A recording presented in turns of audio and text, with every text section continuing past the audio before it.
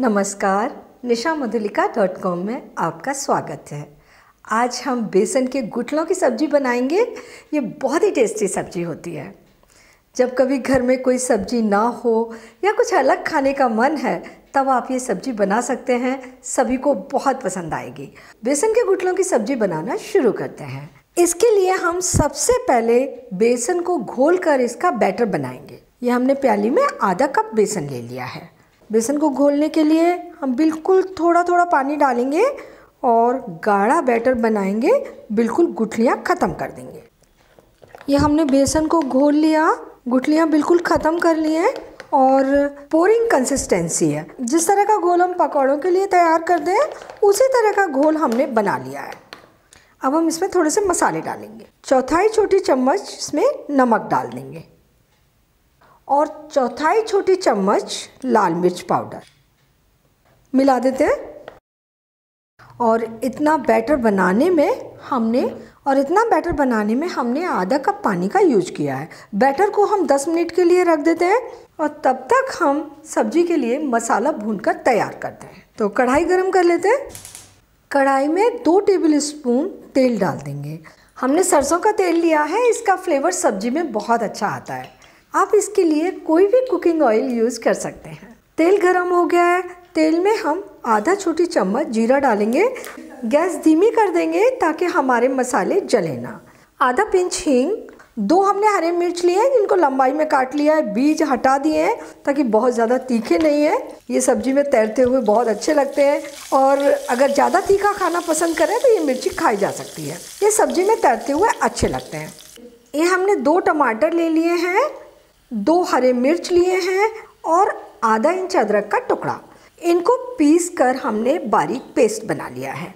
तो ये पेस्ट हम तेल में डाल देते हैं।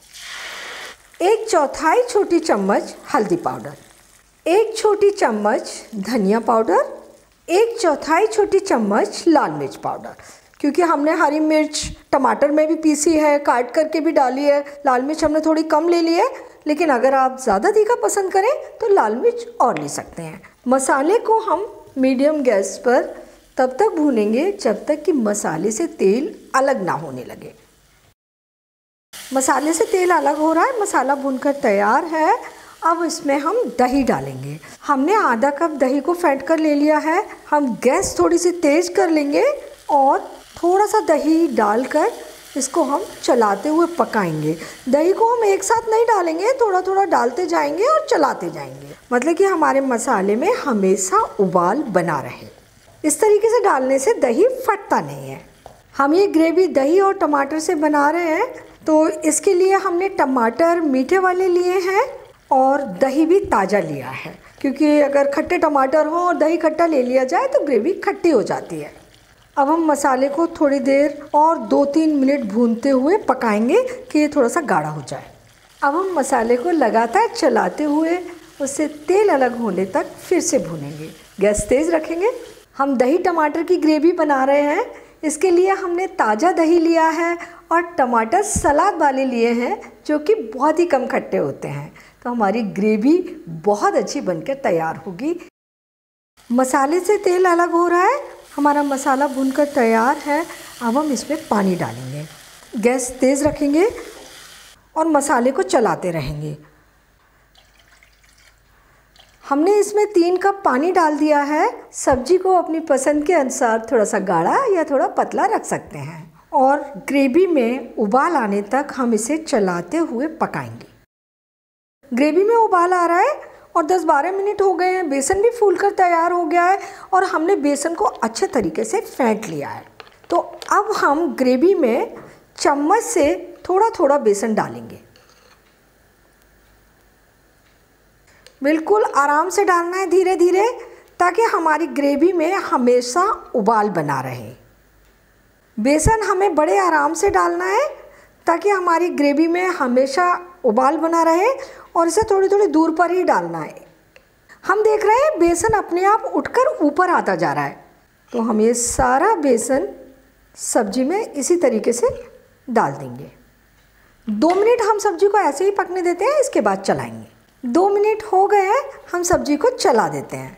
और हमारी सब्जी में बेसन के अच्छे से गुठले बनकर तैयार हो गए हैं, लेकिन ये बहुत ही सॉफ्ट है और बहुत टेस्टी लगते हैं। अब हम इसमें नमक डाल देंगे, 1 चम्मच नमक और 1/4 छोटी चम्मच गरम मसाला मिला देते हैं और सब्जी को ढककर लो मीडियम फ्लेम पर पूरे 10 मिनट पकाएंगे ताकि बेसन अच्छी तरह पक जाए और सारे मसाले के फ्लेवर उसके अंदर चले जाएं। सब्जी को हमने अच्छे तरीके से 10-12 मिनट धीमी आंच पर पका लिया है। सब्जी पककर तैयार है। थोड़ा सा इसमें हरा धनिया हम डालकर मिला देंगे।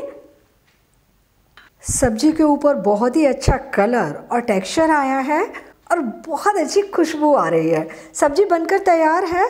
हम इसे प्याले में निकाल लेते हैं।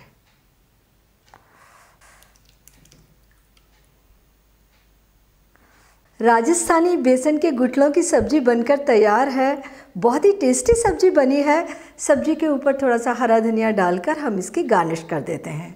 बड़ी आसानी से बहुत जल्दी ये सब्जी बनकर तैयार हो गई है।